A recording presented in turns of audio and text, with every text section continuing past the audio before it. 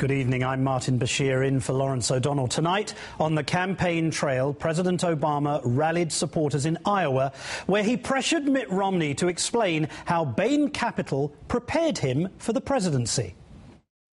Now, he doesn't really talk about what he did in Massachusetts,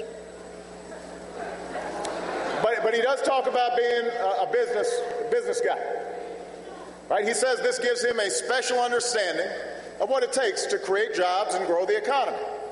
Even if he's unable to offer a single new idea about how to do that, no matter how many times he's asked about it, he says he knows how to do it. The president then articulated his problem with Mitt Romney's experience at Bain Capital. There may be value for that kind of experience, but it's not in the White House.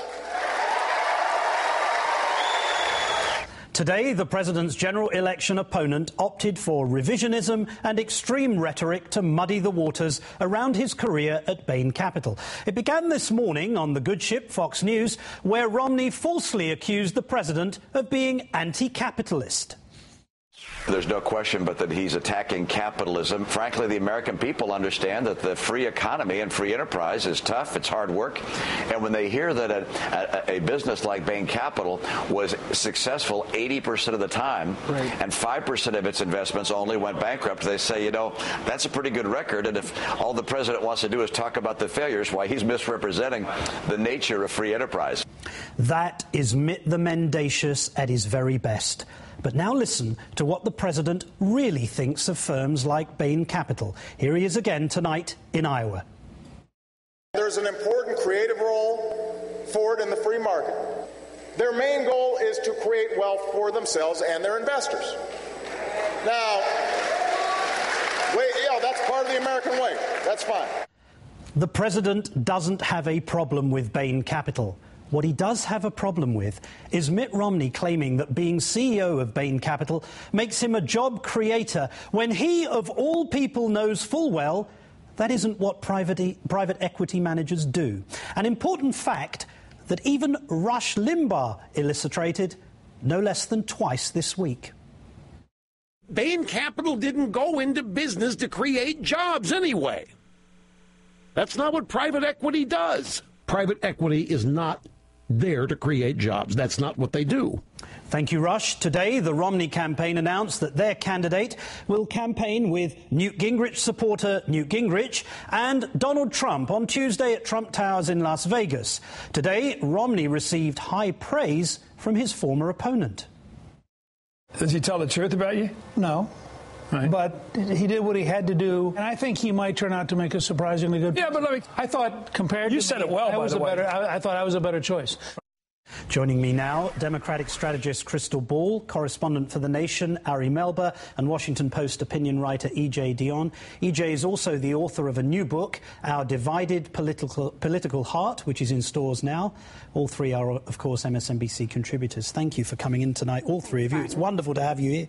Crystal, the president tonight pressures Mitt Romney to explain how his experience at Bain means that he's a job creator. Where does that leave Mitt Romney? It's a very tough place, and he has struggled really throughout this campaign to articulate a narrative about himself, either as a business person, a job creator, or his time in Massachusetts that really clicked with the American public. And in fact, the president referenced, if you want to see what Mitt Romney's policies would look like, let's revisit the Bush years. You can also take a look at Romney's own time in Massachusetts. He ran that state very much in the way that he ran Bain Capital. He loaded it up with a lot of debt. And he ended up taking the prestige that he got from that position and moving on, and by the way, killed a bunch of blue-collar jobs in the meantime. So it was a very Bain Capital-esque strategy that he employed there in Massachusetts. At least he's consistent. Ari, I want you to listen to more of the president's speech. Listen to this. The challenge we face right now, the challenge we faced for over a decade, is that harder work hasn't led to higher incomes. Bigger profits haven't led to better jobs. And you can't solve that problem if you can't even see that it's a problem. Ari, he's right, isn't he? If you can't acknowledge that problem, how can you resolve it?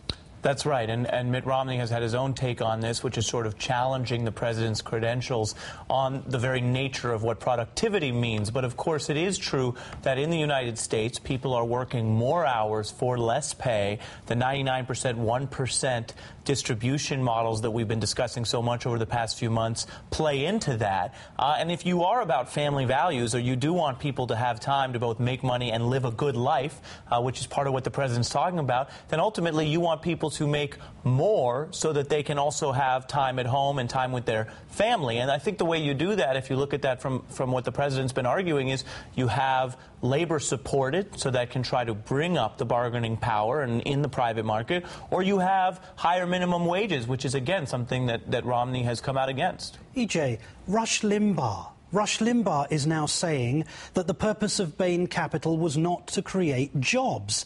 Is it now time for Mitt Romney to follow the GOP PR spokesperson, Rush Limbaugh, and accept that Bain Capital was about wealth and not about jobs? It truly pains me to say this. Rush Limbaugh is absolutely right. And I think, I just wanted to say that.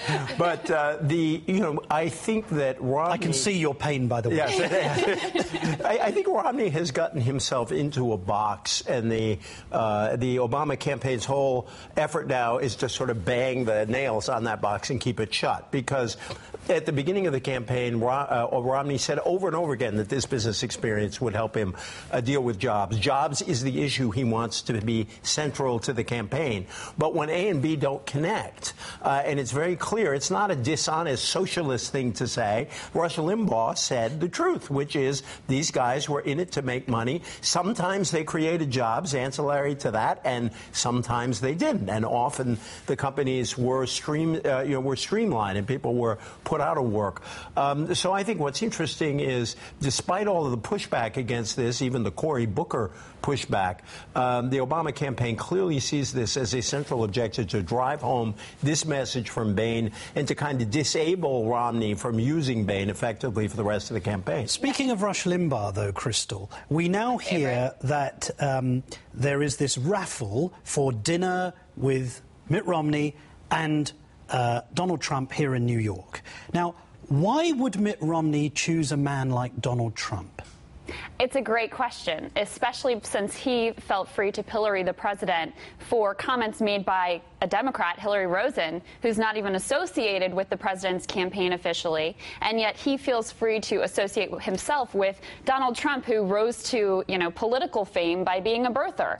And, I don't know that you want to have that close association, because then you open yourself up to criticism whenever Donald Trump inevitably says something crazy. Can I jump in on this? I mean, David Letterman really nailed it the other night when he pointed out that Trump gave Arsenio Hall the big nod on Celebrity Apprentice and then questioned, well, the problem with that was then afterward he asked for Arsenio Hall's birth certificate. And everyone in the audience laughed, because well outside of political junkies, the audience understands, the American people understand, that Donald Trump led a race-baiting campaign, that birtherism is about challenging race. You've talked about this on your show, Martin, and Lawrence O'Donnell has talked about it many times on this show with Trump. And I've talked about it on Lawrence's show. and now you're eats itself. God help us. But the Letterman jokes aside and the fun aside, my view is that while Mitt Romney has been pretty good on many of these issues, he should not be associating with anyone like Donald Trump until they publicly apologize. Indeed. Trump has not done that, and as far as I'm concerned, he should be persona non grata. Well, Absolutely. And even worse than that, Romney has never had a moment of courage in that area where he could show that he had some character. He had a woman stand up at his town hall and say that the president should be tried for treason, and he didn't say anything about it. He got asked about Rush Limbaugh's comments about Sandra Fluck, who you're having as a guest on this program, correct? Yes. And he could only say that those aren't the words that I would have used. Okay. He has failed the character test on this time and again. EJ, I want you to listen to some more from Romney today. Listen to this on education. Here we are in the most prosperous nation on earth, but millions of our kids are getting a third world education.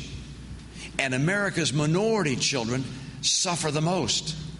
This is the civil rights issue of our era. EJ, what does a man who went to Cranbrook and Harvard know about public education and the third world?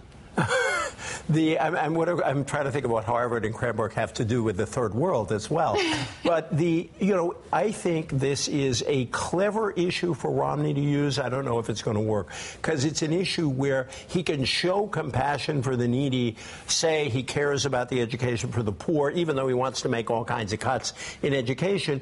But the solutions he wants to push are solutions very congenial to the right wing. He wants vouchers. He wants more charter schools. And so it's a kind of twofer for him.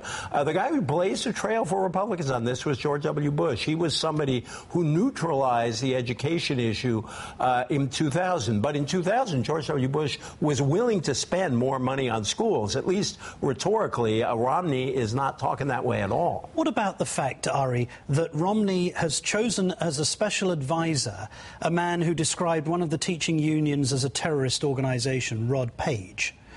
What do you think of this individual, whose own career, by the way, with regard to Houston schools, has been questioned because of cheating on tests and on the number of individuals who were considered to have been excluded from schools? Well, Mr. Page's policy record, even beyond his rhetoric, has been, as you say, controversial because of the emphasis on testing and teaching to the test. I think the problem for Romney and their campaign, if you went to the website this week, was talking about what they call expanding choice in education. But there is no federal money in his proposed budget to the extent that he's gotten into any detail for the Department of Education. So what I see here is a bit of the Rick Perry problem. There's this idea of cutting all kinds of money out of the budget. As it stands, it's only about 8% of school funding that comes out of the federal budget. You want to cut that down further? Fine. Be honest about it, but that's not called choice. That's called cutbacks. And see, just to go back to the Trump story, I think we are still waiting for one issue, just one issue, where Romney is actually willing to break with the right end of the Republican Party. And we're not seeing it on education. We're certainly not seeing it in the Trump case. And I don't know when he's going to do this. Maybe he never will. Right. And by the way, on education, that is an area where the president has actually taken on his own party. And although Mitt Romney would have you believe that he's been some union toady, he's actually had a pretty contentious relationship with the teachers' unions. Last summer, the National Education Association, NEA, said that they were appalled by some of his policies of his Education Secretary Arne Duncan. So this has been a tough love relationship. And the president has shown some courage here. Mitt Romney, again, going back to, okay, what would it actually look like? If we look at his model of education when he was in Massachusetts, it was, again, the Bain model of education. He actually brought in Bain & Co. to restructure their public university. I mean, they really did that. And, of course, what you got was higher tuition and lower service, because if you're trying to have a profit, that's what you do. But we want more than profit in our education system. Indeed, we do. Final question to all of you. Sum up for me, if you can, beginning with you, Ari, what kind of a week has it been for Romney as against the president on Bain and on the policy of education? Sure. I mean, a lot of people are getting out of school this week. A lot of folks are looking at their summer internships. And the first rule is don't puff your resume. You can ask the CEO of Yahoo and you can ask the internship class about it. It's not worth it.